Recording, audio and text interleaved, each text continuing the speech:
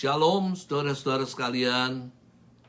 Selamat berbakti di dalam nama Tuhan kita Yesus Kristus. Saat ini kita akan memulai ibadah kita. Mari kita bersama-sama menyerahkan ibadah ini di dalam tangan Tuhan.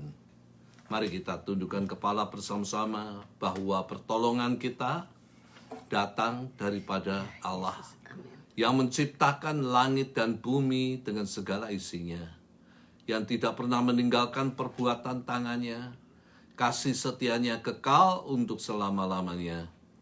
Turunlah ke atas seluruh sidang jemaat Tuhan, kasih karunia, anugerah sejahtera, yang datang daripada Allah Bapa dan Tuhan kita, Yesus Kristus. Kami mau menyerahkan Tuhan saat ini di dalam tangan Tuhan. Biarlah Tuhan yang akan beracara di dalam ibadah ini. Kami menyerahkan pujian, kami menyerahkan firman di dalam tangan Tuhan. Dan biarlah Tuhan Engkau teguhkan semuanya dengan tanda-tanda dan mujizat. Kami percayakan semuanya di dalam tangan Tuhan. Bahkan pada saat ini kami percaya bahwa yang lemah akan dikuatkan, yang susah dihiburkan, yang sakit disembuhkan. Amin, Tuhan. Kami percaya mujizat daripada Tuhan masih tetap ada sampai saat ini. Terima kasih Bapa. Hanya di dalam nama daripada Tuhan Yesus Kristus kami berdoa dan mengucap syukur. Amin. Shalom.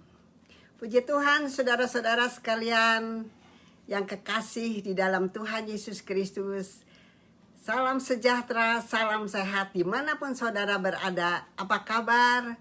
Saya harap saudara-saudara dimanapun berada tetap sehat, tetap sukacita, dan tetap semangat. Kami dari BIC Salom mengucapkan selamat bertemu lagi dalam online service live Facebook.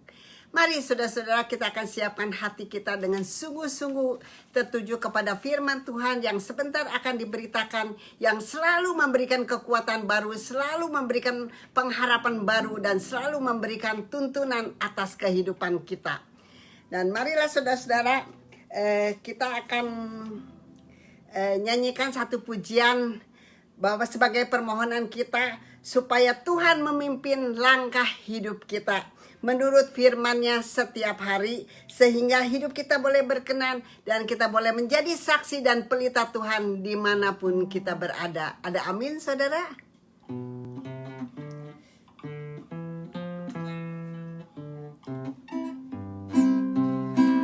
Tuhan, oh Tuhan, pimpinlah langkahku. Ku tak berani jalan sendiri, serta-Mu itulah doaku. Ajarku merendahkan diri, menurut firman-Mu tiap hari. Jadikan pelita dalam gelap, mencari domba yang sesat. Itulah kerinduan jiwaku. Tuhan menetapkan langkah-langkah orang yang hidupnya berkenan kepadanya. Apabila ia jatuh, tak sampai tergeletak, sebab Tuhan menopang tangannya. Tangannya, oh tangannya, tangannya, oh tangannya, sebab Tuhan menopang tangannya. Apabila ia jatuh, tak sampai tergeletak, sebab Tuhan menopang tangannya. Oh Tuhan, pimpinlah langkahku. Ku tak berani jalan sendiri, itulah doaku. Ajarku merendahkan diri menurut firman-Mu tiap hari. Jadikan pelita dalam gelap, mencari domba yang sesat. Itulah kerinduan jiwaku. Tuhan menetapkan langkah-langkah orang yang hidupnya berkenan kepadanya. Apabila ia jatuh, tak sampai tergeletak, sebab Tuhan menopang tangannya. Tangannya, oh tangannya, sebab Tuhan menopang tangannya. Apabila ia jatuh, tak sampai tergeletak, sebab Tuhan menopang tangannya. Tangannya, oh tangannya, oh tangannya, sebab Tuhan menopang tangannya. Apabila ia jatuh, tak sampai tergeletak, sebab Tuhan menopang tangannya. Tangannya, oh tangannya, oh tangannya, sebab Tuhan menopang tangannya. Apabila ia jatuh, tak sampai tergeletak, sebab Tuhan menopang tangannya. Sebab Tuhan menopang tangannya. Kami percaya Engkau Bapa. Haleluya, haleluya, haleluya. Kami muliakan nama-Mu, kami besarkan nama-Mu. Oh haleluya,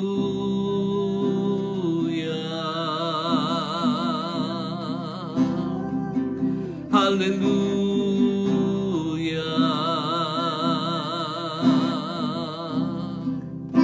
haleluya.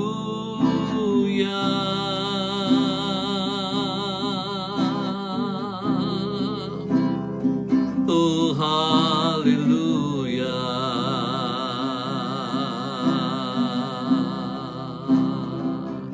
haleluya, haleluya, haleluya,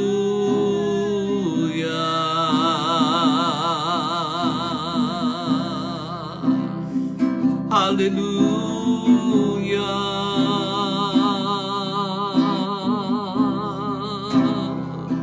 Oh haleluya,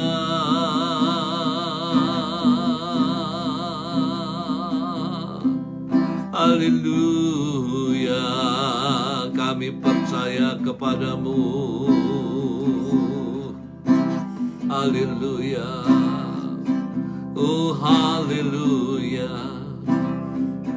Kami percaya kepadamu Tuhan.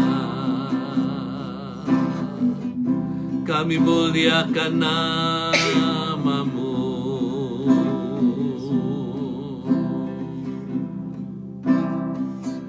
Haleluya, haleluya, haleluya.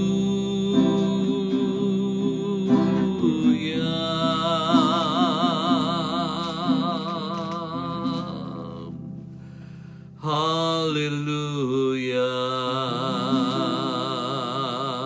Kami sembah Engkau.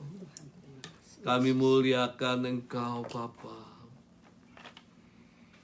Kami mengucap syukur bila kami boleh pada saat ini beribadah. Kami boleh datang kepadamu untuk memuji-muji Engkau. Dan ini ucapan syukur kami bahwa Engkau baik.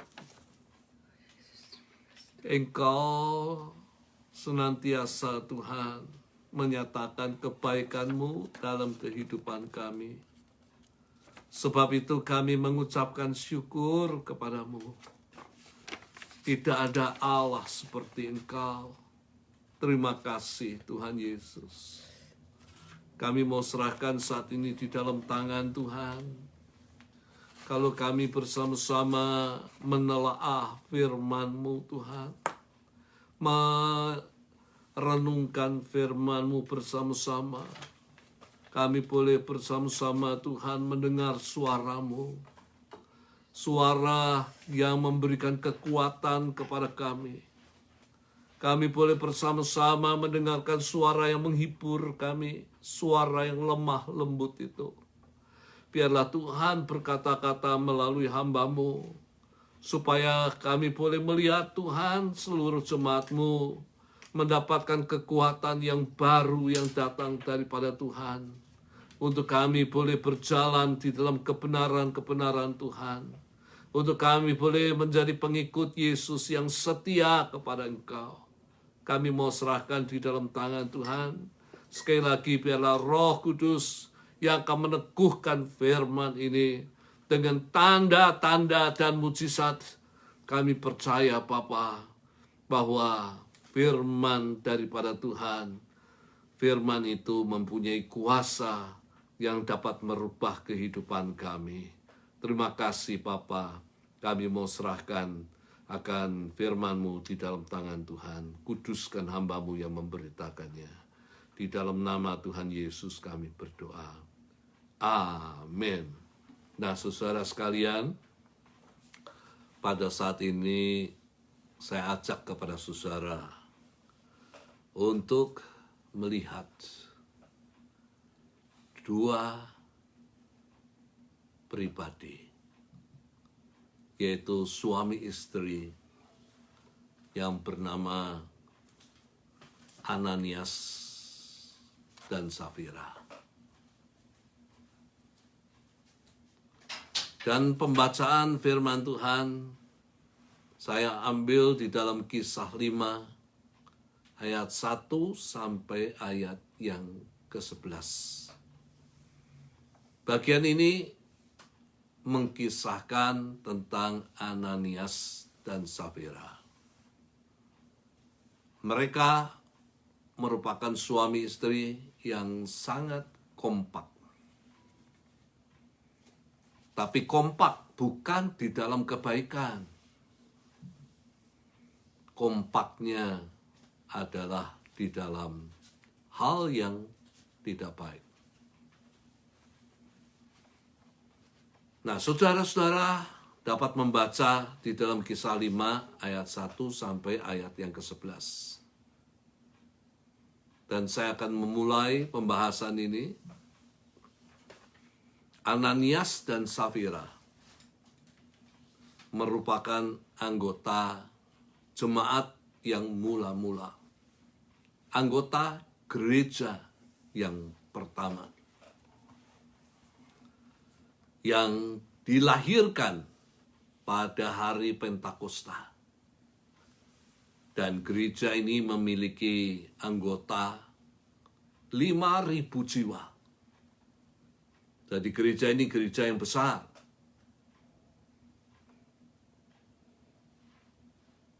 Membahas kisah Ananias dan Safira, tentu kita tidak dapat melepaskan dari ayat-ayat sebelumnya.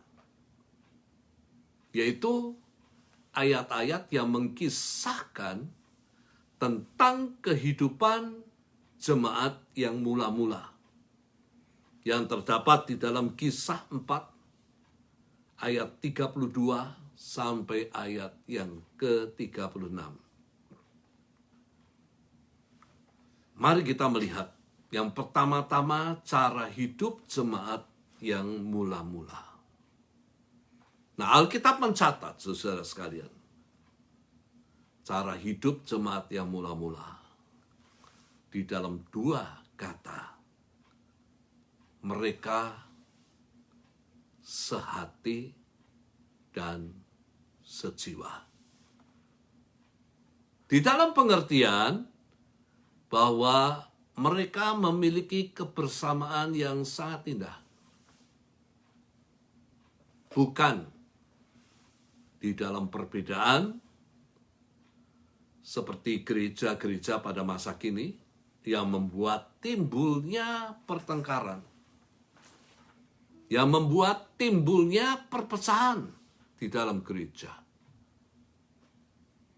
Tapi gereja yang mula-mula, mereka hidup sehati dan sejiwa. Mereka memiliki pikiran yang sama, memiliki perasaan yang sama pula. Mereka bersehati dan sejiwa di dalam bertekun, berkumpul di dalam bait Allah. Tiap hari dan di rumah masing-masing secara bergilir untuk berbakti. Dan supaya mereka bisa akrab, mengenal satu dengan yang lain. Karena jemaat ini jemaat yang besar.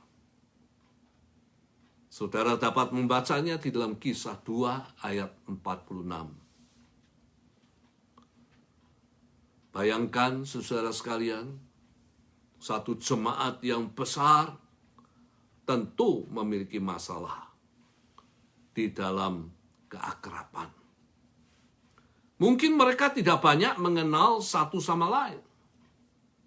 Sebab itu mereka berbakti bukan hanya di bait Allah, tetapi juga di rumah-rumah secara pribadi, secara bergilir, supaya menjadi akrab.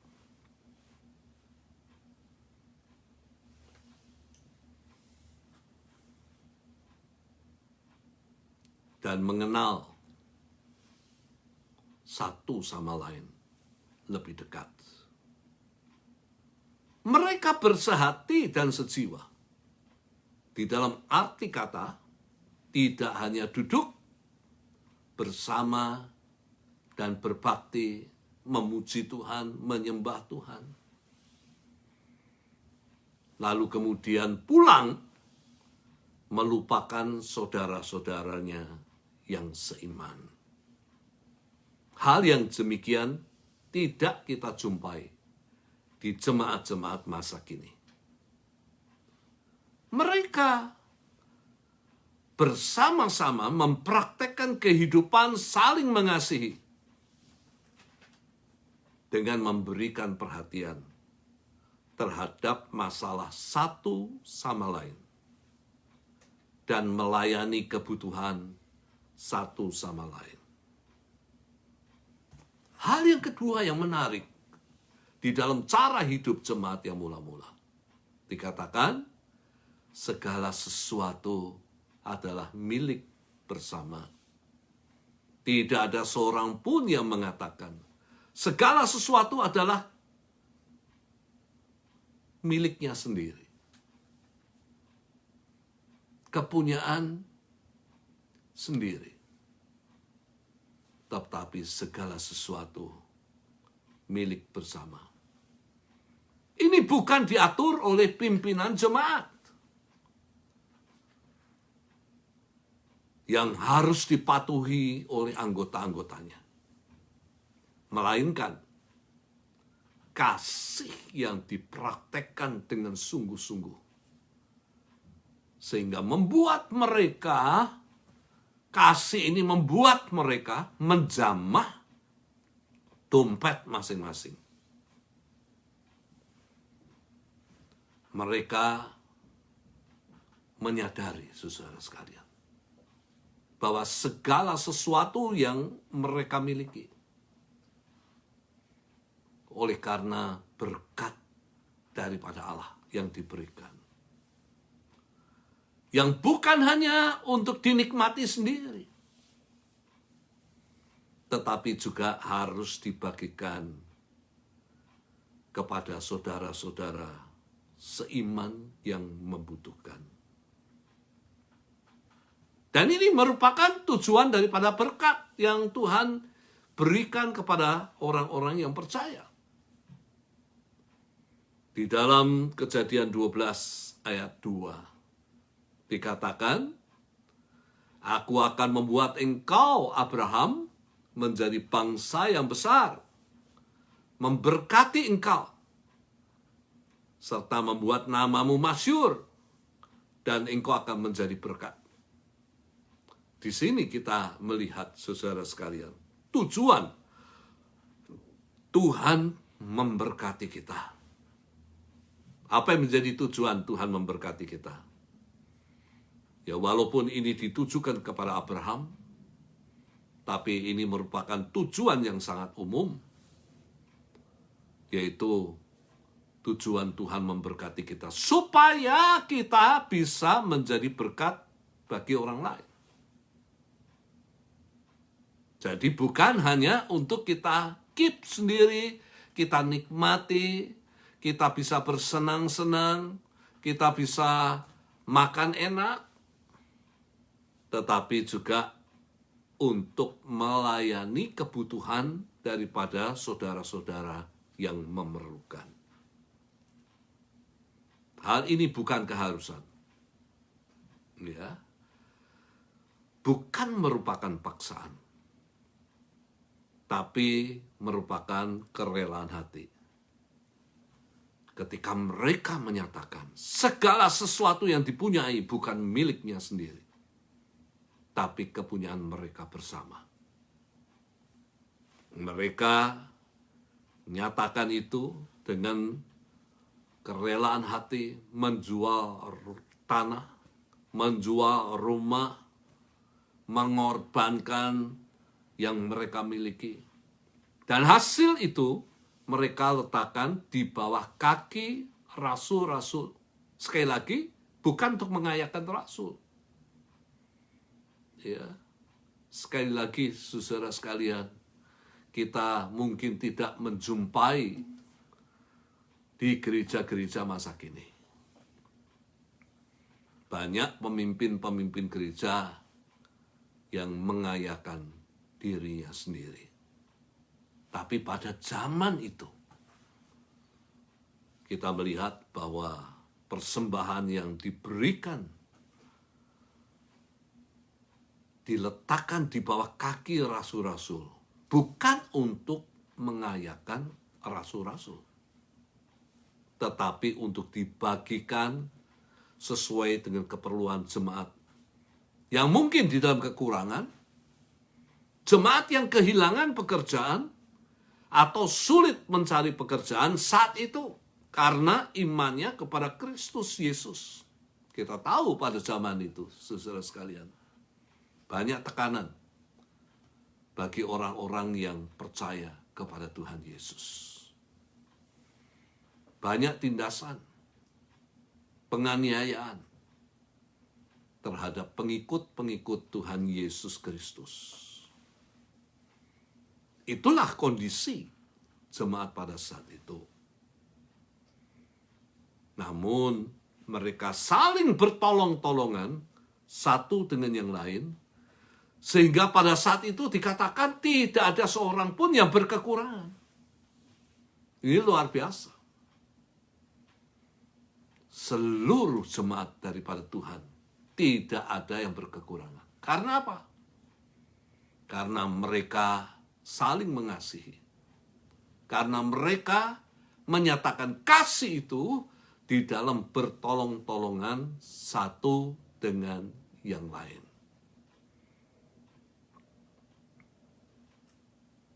Nah, sekarang kita masuk bagian yang kedua, saudara sekalian. Kita akan berbicara tentang Ananias dan Safira. Dan ini menarik, saudara sekalian. Di dalam bagian yang kedua, tentang Ananias dan Safira, mereka menjual sebidang tanah. Ini yang pertama-tama mereka lakukan. Dan Ananias dan Safira menjual tanahnya, dan mereka memiliki kerinduan untuk mempersembahkan hasil penjualan tanah itu kepada rasul-rasul untuk dibagikan kepada mereka yang membutuhkan, sebagaimana dilakukan oleh orang-orang Kristen yang lain pada saat itu.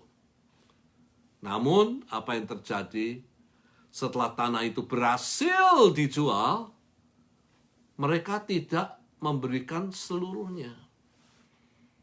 Mereka tidak mempersembahkan sesuai dengan komitmen mereka untuk memberikan seluruh hasil penjualan tanah kepada rasul-rasul.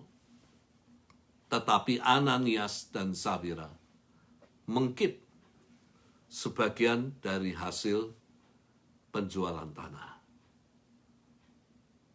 Nah, kita akan melihat 3 hal melalui ini, saudara sekalian. Kemungkinan-kemungkinannya. Ya. Dikatakan bahwa Ananias dan Safira menahan sebagian hasil penjualan tanah. Kemungkinan yang pertama, oleh karena mereka itu sebetulnya pelit, kikir, terpaksa melihat orang lain melakukan hal itu, mereka merasa malu kalau tidak ikut-ikutan, saudara sekalian. Tanda pelit dan kikir itu adalah tidak mudah memberi. Kalau toh memberi, hanya sekedarnya saja, supaya orang lihat bahwa dia sudah memberikan itu. Mereka merasa eman-eman, memberi persembahan banyak ke gereja. Dan saya melihat satu video yang dimana evangelis Tony Daud mengatakan bahwa orang yang pelit, yang kikir, gampang disantet. Ya, di dalam dunia kegelapan, dalam dunia roh, saudara sekalian, kuasa kegelapan mudah menyerang orang yang hidupnya kikir atau pelit. Namun dia juga menyatakan bahwa orang yang suka memberi, ketika dia disantet, santet itu tidak akan mempan. Ini luar biasa, saudara sekalian. Ya, jadi orang yang pelit itu gampang untuk diserang oleh kuasa gelap. Tapi orang yang suka memberi kepada orang-orang yang berkekurangan, yang membutuhkan, kalau ia disantet, tidak mempan. Rasul Paulus juga mengatakan bahwa orang yang kikir tidak akan mendapat bagian di dalam kerajaan Allah.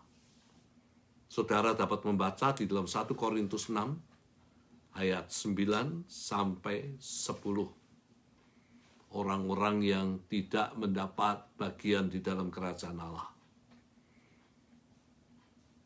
yang hidupnya nggak benar di hadapan Tuhan.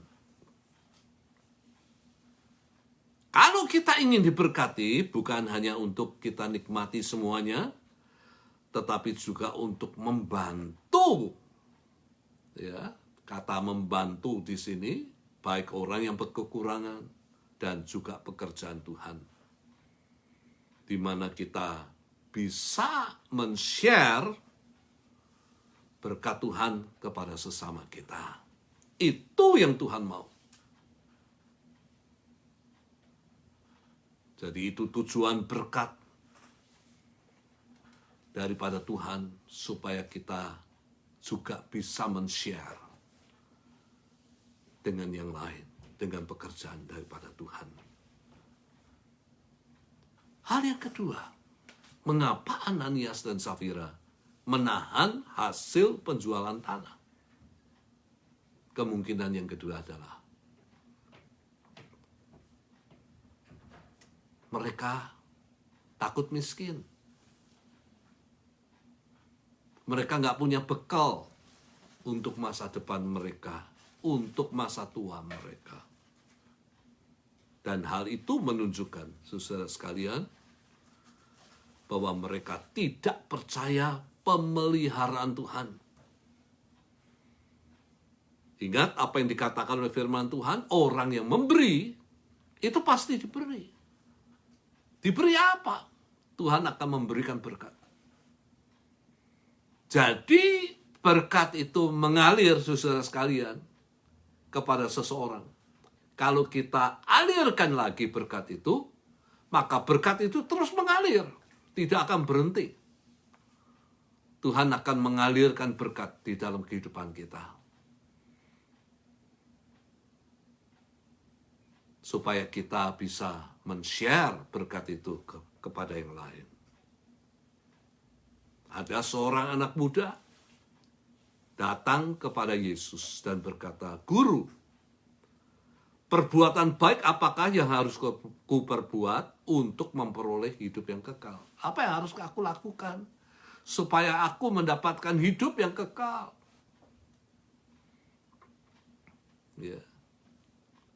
Dan di sini kita melihat Yesus menjawab, ya, karena anak muda ini saya yakin dia juga percaya kepada Tuhan.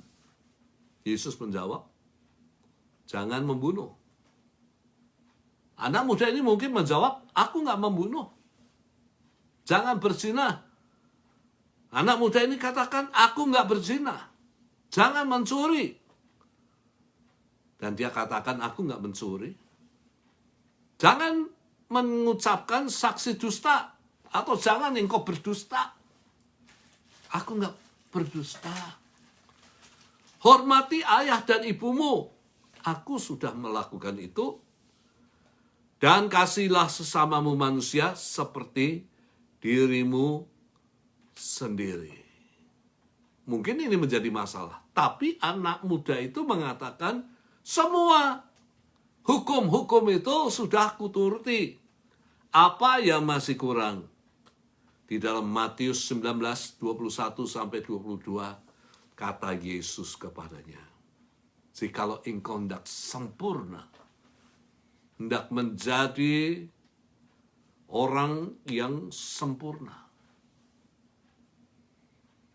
pergilah, jualah segala milikmu, berikan itu kepada orang-orang miskin, maka engkau akan beroleh harta di surga, yaitu kehidupan yang kekal.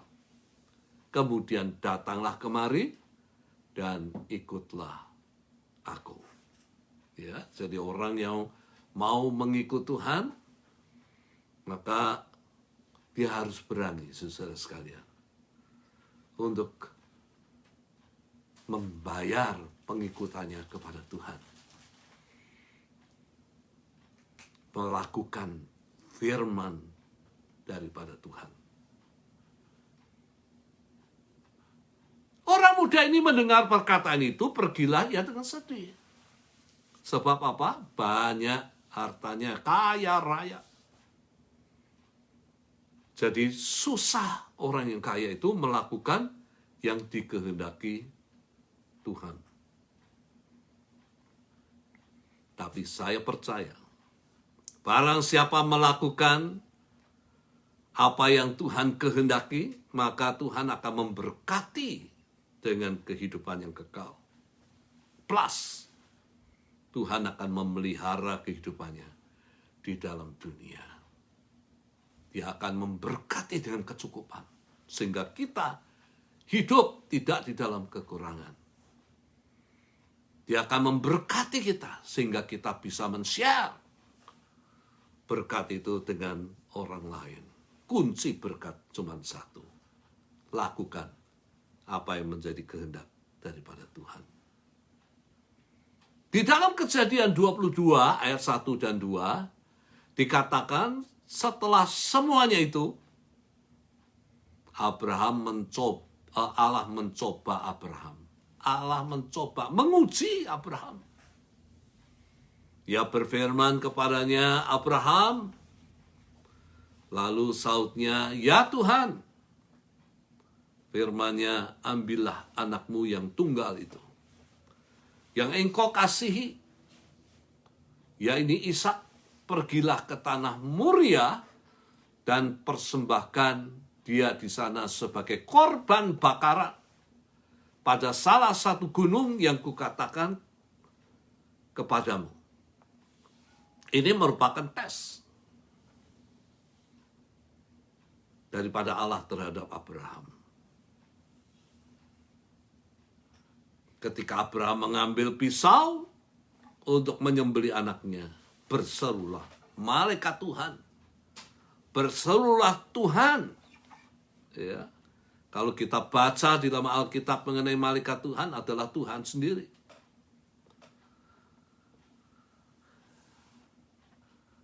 Dia berseru dari langit.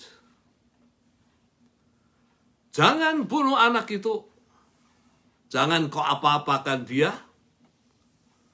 Sebab telah ku ketahui bahwa engkau takut akan Allah. Dan engkau tidak segan untuk menyerahkan anakmu yang tunggal itu kepadaku. Menarik, saudara sekalian. Bahwa ternyata ini hanya merupakan ujian. Ya. Abraham menoleh melihat ke belakang, ada seekor domba jantan di belakangnya. Dia ambil domba itu lalu mengorbankan sebagai korban bakaran pengganti anaknya. Dan Abraham menamai tempat itu Jehovah Yireh. Di atas gunung Tuhan akan disediakan. Ya. Jadi mungkin saudara sekalian, Tuhan itu ngetes. Ya. Kita itu taat nggak sama Tuhan. Tuhan mengetes kita. Apakah kita lebih mengasihi Tuhan daripada mengasihi akan harta, akan anak yang kita kasih? Karena Abraham melakukan yang dikehendaki Tuhan. Perhatikan, maka Tuhan bersumpah memberkati Abraham berlimpah-limpah. Jadi kembali kunci berkat itu cuma satu. Lakukan apa yang menjadi kehendak daripada Tuhan. Dan Tuhan itu akan memberkati kita dengan kesehatan, dengan kecukupan. Bahkan kita bisa men-share berkat Tuhan dengan sesama kita. Nah, kita masuk bagian yang berikutnya, saudara sekalian. Saya pisahkan Ananias dan Safira. Yang pertama-tama tentu adalah teguran Petrus kepada Ananias. Karena yang datang itu adalah Ananias untuk mempersembahkan hasil penjualan tanah kepada rasul-rasul. Dan ketika dia meletakkan persembahan itu, Petrus yang penuh dengan Roh Kudus. Roh Kudus memberikan informasi bahwa Ananias tidak jujur. Ananias berdusta. Kalau ia mengatakan bahwa itulah hasil penjualan seluruh tanah. Petrus tahu. Bukan oleh karena dia sakti. Tetapi oleh karena dia penuh dengan Roh Kudus. Roh Kuduslah yang memberitahukan kepada Petrus. Secara manusia, Petrus nggak mungkin bisa mengetahui ketidakjujuran Ananias. Tapi Allah tahu yang dilakukan oleh Ananias. Kecurangan yang dilakukan oleh Ananias. Kebohongan. Kepura-puraan daripada Ananias. Semuanya di dalam pengetahuan daripada Allah. Amsal 15 ayat 3 bahwa mata Tuhan itu ada di segala tempat. Nah, ini kita perlu hati-hati, saudara sekalian. Mata Tuhan itu ada di segala tempat. Ya. Baik di Amerika, maupun di Indonesia, maupun negara-negara lain, di seluruh muka bumi ini. Mata Allah ada di segala tempat. Mengawasi orang yang jahat dan orang yang baik. Jadi kalau orang itu melakukan yang baik, Tuhan tahu. Dan kalau orang itu melakukan yang jahat, Tuhan juga tahu. Nah, ini kita perlu berhati-hati. Di dalam Mazmur 139 ayat 11 dan 12 dikatakan, "Jikalau aku berkata, biarlah kegelapan saja melingkupi aku, menutupi aku, dan terang di sekelilingku menjadi malam, maka kegelapan pun tidak menggelapkan bagimu. Malam menjadi terang seperti siang. Kegelapan sama seperti terang." Apa artinya? Artinya, saudara sekalian, apa yang kita lakukan, sekalipun di tempat yang tersembunyi, sekalipun pada malam yang gelap, di mana orang nggak bisa melihat kita, karena tidak ada penerangan. Orang nggak mungkin bisa mengetahui apa yang kita lakukan. Tapi bagi Tuhan, dikatakan kegelapan malam itu seperti siang. Artinya apa? Dia tahu. Dia melihat apa yang kita lakukan. Oleh karena itu, saudara sekalian, kita ini harus hidup takut akan Allah. Dan hiduplah di dalam kehendak-Nya. Agar supaya hidup kita diberkati oleh Allah. Petrus menegur Ananias. "Ananias, mengapa hatimu dikuasai iblis, sehingga engkau mendustai Roh Kudus dan menahan sebagian dari hasil penjualan tanah itu?" Petrus tidak mengutuki. Karena Ananias melakukan dosa. Tapi teguran. Petrus menegur sebagai rasul kepada Ananias. Teguran ini mempunyai dua pengertian. Yang pertama-tama karena Ananias tidak melakukan perlawanan terhadap pencobaan iblis. Itu yang pertama.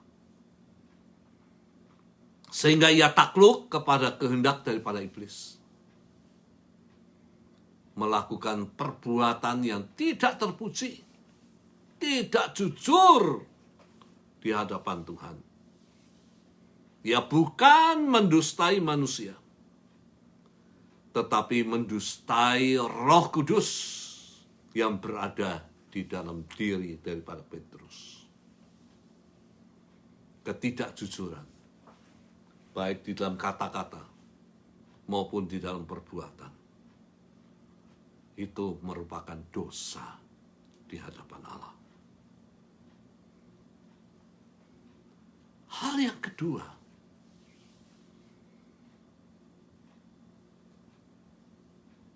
pengertian di dalam teguran daripada Petrus. Petrus mengungkapkan dan mengatakan kepada Ananias bahwa selama tanah itu tidak dijual, Bukankah itu kepunyaanmu? Berada di dalam kuasanya. Dan setelah dijual pun, bukankah hasilnya tetap di dalam kuasamu? Tidak ada yang mengharuskan Ananias untuk mempersembahkan itu kepada gereja daripada Tuhan.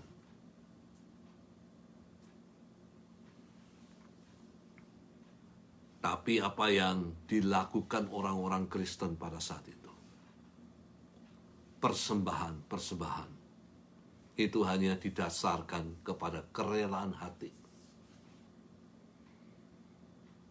Karena mereka hidup mengasihi satu sama lain. Supaya dengan persembahan-persembahan itu bisa menjadi berguna, membantu orang-orang Kristen yang berada di dalam kesulitan pada saat itu, oleh karena mereka percaya akan nama daripada Yesus. Persembahan yang dipersembahkan Ananias bukan merupakan satu keharusan. Sekali lagi, catat, persembahan itu bukan merupakan keharusan. Kecuali persepuluhan adalah milik Tuhan. Tetapi yang merupakan keharusan, sekali lagi, yang merupakan keharusan. Saudara ingat, apa yang merupakan keharusan? Adalah hidup di dalam kejujuran bagi semua orang yang percaya.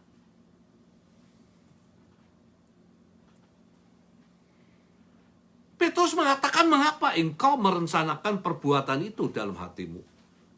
Engkau bukan mendustai manusia, tetapi mendustai Allah.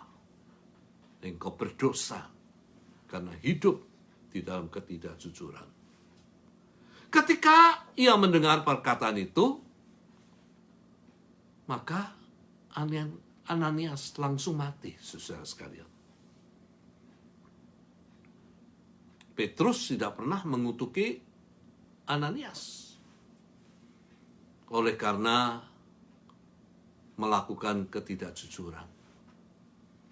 Tapi Petrus hanya mengatakan, engkau bukan mendustai manusia, tetapi mendustai Allah. Dan langsung roh Allah itu mendisiplin Ananias. Kenapa Allah demikian keras terhadap Ananias?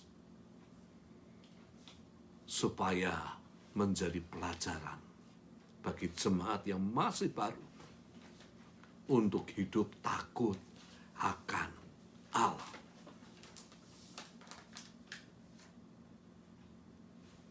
Dosa, saudara sekalian, itu selalu sifatnya contagious, menular.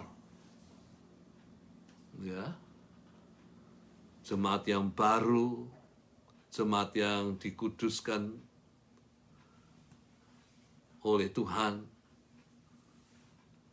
jemaat itu dijaga oleh Tuhan supaya tetap menjadi jemaat yang kudus di hadapan Tuhan. Supaya dosa tidak dapat menular kepada seluruh kehidupan jemaat Tuhan. Hal yang berikutnya, teguran Petrus terhadap Safira. 3 jam kemudian masuk Safira. Ya, namanya indah. Safira. Berarti beautiful. Apakah betul pribadi ini indah di pemandangan mata daripada Tuhan? Saudara tahu kata safir? Safira berasal dari kata safir. Batu permata yang kinclong, biru, ya, yang sinar lasernya hebat, mahal, indah banget. Tapi apakah Safira, wanita ini indah di pemandangan mata daripada Tuhan? 3 jam kemudian Safira yang tidak tahu apa yang terjadi. Tidak tahu bahwa suaminya mati. Petrus menginginkan kejujuran Safira. Dia menanya Safira, dengan harga sekianlah tanah itu kamu jual. Saya bayangkan waktu itu kalau Safira dia tulus, dia jujur. Dia mengatakan enggak, maka tidak akan mengalami malapetaka. Namun apa yang dijawab oleh perempuan itu, dia menjawab betul sekian. Petrus mengatakan, mengapa kamu berdua dengan suamimu sepakat mencobai menguji Tuhan?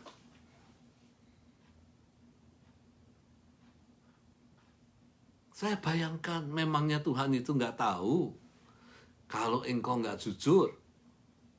Manusia memang mungkin bisa dibohongin.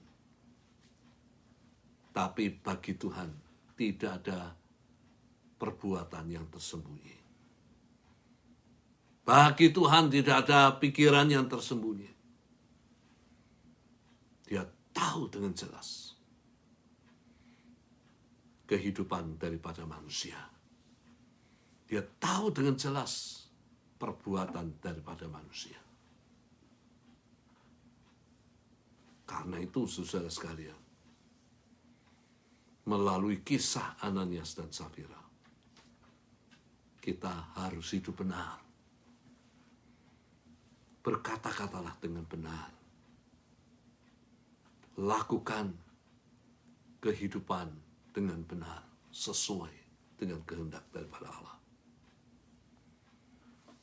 Petrus mengatakan kepada Safira, lihatlah orang yang baru mengubur suamimu akan mengusung engkau keluar. Langsung saat itu Safira rebah di depan kaki Rasul Petrus dan mati. Sekali lagi, kenapa Tuhan begitu keras terhadap Ananias dan Safira? Karena dosa itu sangat contagious, sangat menular. Dapat merusak kehidupan jemaat yang mula-mula, yang baru muncul. Melalui pendisiplinan daripada Allah terhadap Ananias dan Safira, membuat jemaat takut akan Tuhan. Ini menjadi pelajaran bagi kita. Biarlah kita hidup, saudara sekalian, benar di hadapan Tuhan, supaya Tuhan memberkati kita. Hiduplah di dalam kejujuran, baik di dalam kehidupan kita.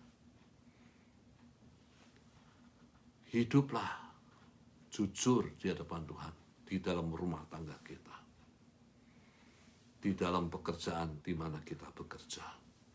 Saya tutup dengan satu ayat, Mazmur 50, ayat 23.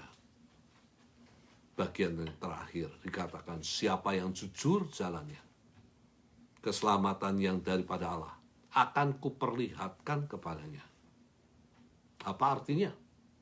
Keselamatan daripada Allah akan kuperlihatkan kepadanya. Artinya adalah Tuhan akan menyelamatkan kita ketika kita mengalami kesesakan. Saya tidak tahu apa yang saudara alami. Mungkin sakit penyakit. Keselamatan yang daripadaku,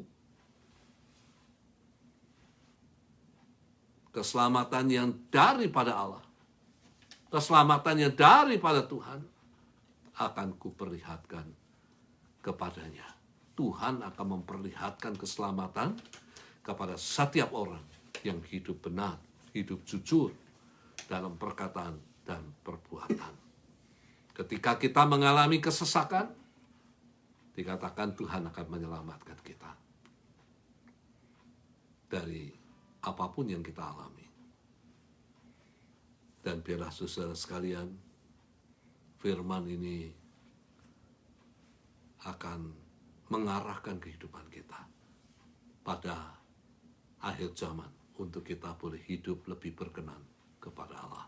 Hiduplah benar di hadapan Allah, di dalam kejujuran. Hiduplah bukan di dalam kepura-puraan, di dalam mengikut kepada Yesus.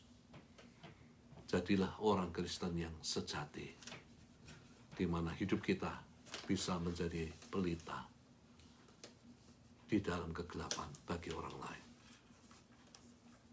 Amin. Mari kita bersama-sama pada kesempatan ini, saudara sekalian, akan masuk di dalam perjamuan daripada Tuhan.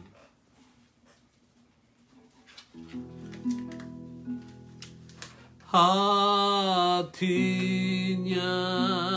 Tuhan hancur karena aku, waktu Dia mati di salib. Hancur karena susah hatinya yang halus. Tuhan hancur karena aku. Hatinya Tuhan hancur karena aku, waktu Dia mati di salib. Hancur karena susah hatinya yang halus. Tuhan hancur karena aku. Mari saudara sekalian, kita akan periksa diri kita masing-masing. Saudara pegang roti di tangan kanan, cawan anggur di tangan kiri. Mari kita sebelum makan dan minum, kita akan periksa diri kita. Adakah kita sudah hidup menyukakan hati daripada Allah? Adakah kita hidup sesuai dengan kehendak daripada Allah? Kalau pada saat ini kita hidup tidak sesuai dengan kehendaknya, mari kita mengaku segala dosa-dosa kita, supaya Tuhan menyucikan kita, memberikan kesempatan kepada kita untuk memperbaiki kehidupan kita. Adakah kebencian di dalam hati kita terhadap sesama kita, sehingga kita tidak bisa mengampuni sesama kita?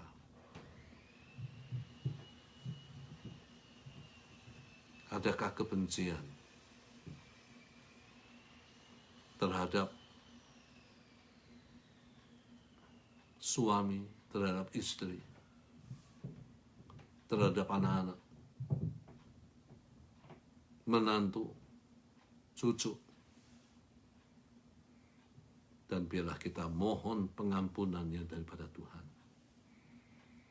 Adakah kebencian terhadap sahabat-sahabat kita, saudara-saudara seiman, sahabat-sahabat yang seiman, teman-teman kita yang lain? Dan biarlah pada kesempatan ini, sebelum kita makan dan minum, kita bereskan dengan Tuhan, supaya Tuhan menyucikan kehidupan kita dan memberikan kesempatan kepada kita untuk memperbaiki diri kita, untuk kita bisa hidup mengasihi sesama kita. Mari kita pegang roti di tangan kanan, anggur di tangan kiri. Kita angkat tinggi-tinggi. Kita mengucap syukur apa yang Tuhan sudah perbuat bagi kita. Tanpa kematiannya, maka kita yang mati, saudara sekalian. Tanpa salib itu, maka kita binasa di dalam penghukuman yang kekal daripada Allah. Di dalam neraka, mari kita mengucapkan syukur bahwa Tuhan mau menanggung segala dosa-dosa kita. Supaya melalui salib itu, kita diselamatkan. Kita dilepaskan daripada penghukuman yang kekal. Dan kita boleh menjadi warga negara kerajaan sorga. Terima kasih Bapa. Terima kasih Tuhan. Untuk pengorbananmu kepada kami. Ampuni segala dosa-dosa kami. Seringkali kami tidak hidup menyenangkan Engkau. Kami hidup di dalam perbuatan-perbuatan yang menjadi kejijikan daripada Allah. Kuduskan kami. Ampuni kami. Kuduskan kami. Supaya perjamuan ini boleh menjadi berkat bagi kami. Kami percaya ada kuasa ketika kami makan dan minum, maka kuasa daripada kematian Tuhan Yesus Kristus, kuasa daripada kebangkitannya dari antara orang mati, kuasa itu yang menjamah kepada kami, sehingga pada kesempatan ini Bapa, yang lemah dikuatkan, yang susah dihiburkan, yang sakit disembuhkan. Amin, Yesus. Kami menyerahkan semuanya dalam tangan Tuhan. Terima kasih Bapa. Sebelum kita makan bersama-sama, dengarkan firman Tuhan mengenai roti ini. Dikatakan, dan sesudah itu, ia mengucap syukur atasnya, ia memecah-mecahkannya, dan berkata, inilah tubuhku yang diserahkan bagi kamu, perbuatlah ini menjadi peringatan akan aku. Mari kita makan bersama-sama di dalam nama Tuhan Yesus Kristus.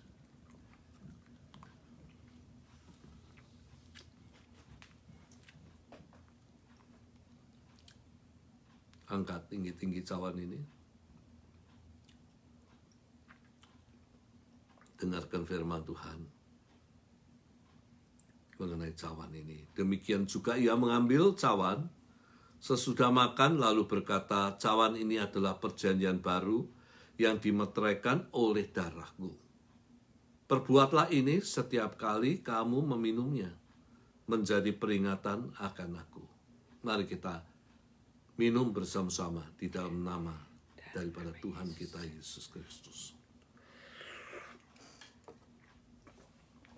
Terima kasih kami sudah bersatu dengan tubuh dan darah daripada Yesus. Kami bersatu di dalam tubuh dan kematian daripada Tuhan Yesus Kristus. Dan biarlah kuasa kematian dan kebangkitan Yesus mengalir dalam kehidupan kami. Kami percaya Tuhan, Ya Yesus, terima kasih Tuhan. kuasa mujizat terjadi dalam kehidupan kami. Ya Tuhan, terima kasih Tuhan. Kami menyerahkan di dalam tangan daripada Tuhan. Ya benar Yesus Tuhan. Tolong Pak Boy yang saat ini menderita sakit, Ada di hospital. berada di hospital, kami pun serahkan di dalam tangan-Mu Bapa. Kami hanya mohon supaya kuasa-Mu dinyatakan. Kuasa yang menyembuhkan itu. Sehingga ia boleh, Tuhan, bangkit di dalam suatu kemenangan. Dan nama Tuhan dimuliakan. Dan tolonglah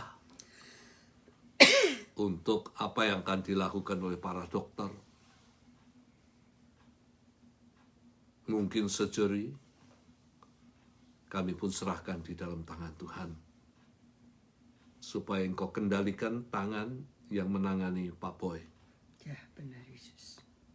Sehingga benar-benar Boleh berjalan dengan baik. semuanya berjalan dengan sempurna. Amin Yesus. Sehingga kesehatan Pak Boy kembali menjadi pulih. Dan dia boleh mengabdikan diri untuk melayani Engkau. Kami menyerahkan di dalam tangan-Mu Bapa. Hidup kami adalah bagi Engkau. Untuk melakukan kebenaran. Untuk memuliakan nama daripada Tuhan. Kami serahkan Pak Boy dalam tangan Tuhan. Biarlah kuasa-Mu yang menjamah Pak Boy. Berikan penghiburan, kekuatan-Mu Tuhan. Dan berikan terutama kesembuhan kepada Pak Boy. Buatlah mujizat terjadi. Dalam nama Tuhan Yesus. Dalam nama Yesus. Mujizat terjadi. Oleh pilur Yesus sembuh. Kuasa bilur-Mu menjamah Pak Boy. Kami serahkan dalam tangan Bapa. Dan kami serahkan juga yang lain di dalam tangan Tuhan. Kalau ada yang sakit, biarlah kuasa darah Yesus.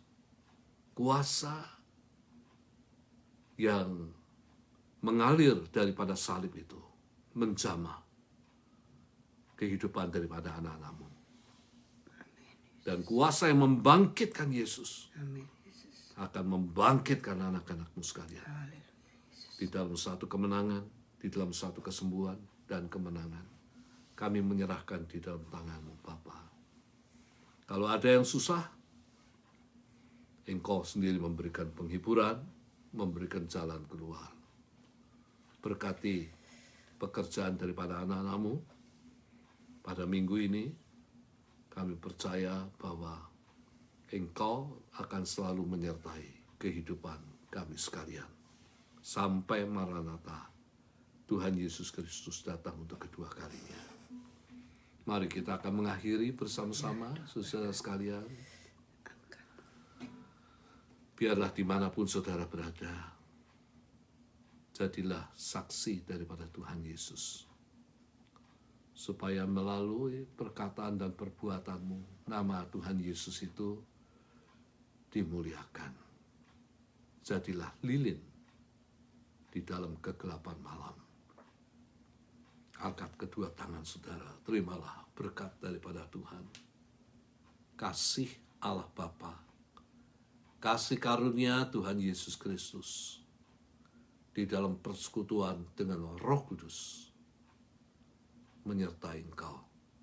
Saat ini, sampai Maranatha, Tuhan Yesus datang untuk kedua kalinya. Semua mengatakan, Amin. Akhirnya, saudara sekalian, saya dan istri mengucapkan, sampai berjumpa lagi. Tuhan memberkati. Bye.